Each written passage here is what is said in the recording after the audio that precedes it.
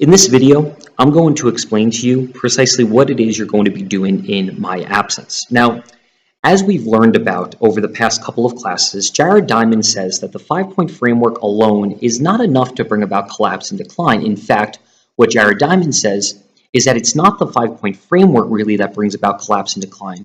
It's the decisions that we as a society and civilization either do or do not make.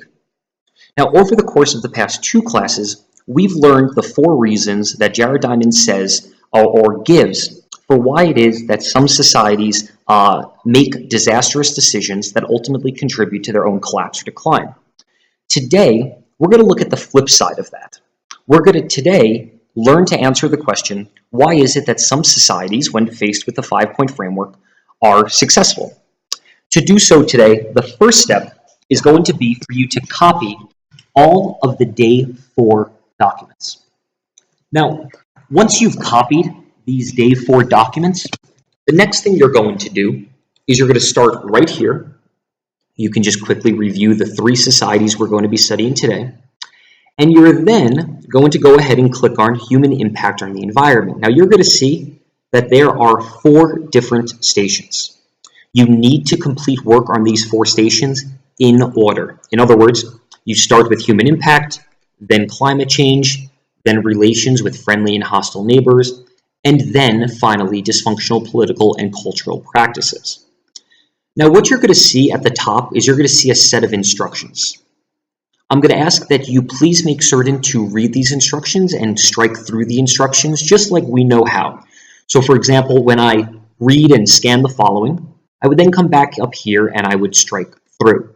I would then read and complete instruction number 2.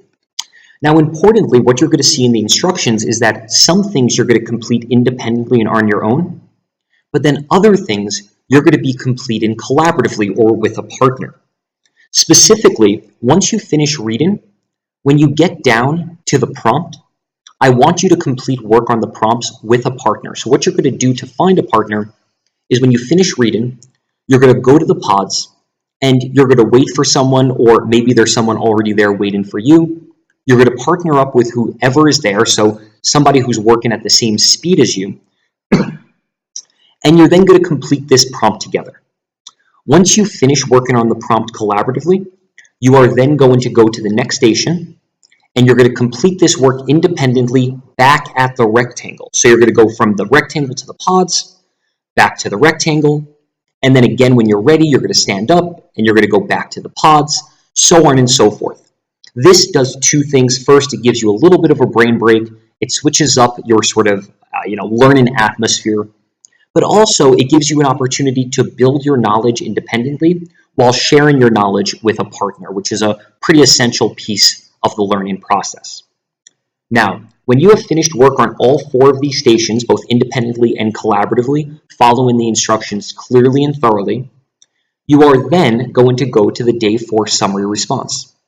You will complete this document anywhere in the room, and you will complete this document independently. When you finish the summary response, if you have time, you can then complete work on the day 4 extension. You can choose where you want to do this in the room, and you can choose whether or not you want to do this independently or collaboratively. Again, that's a choice for you to make. My expectation, though, is simple. You complete work on all of these day 4 stations, and if there's time, you complete work on this station. My other expectation is a simple one. Madame Lang is the one who is subbing for you. I expect that her 75 minutes with you is nothing but perfect. Make sure I don't hear anything but that. Thanks, guys.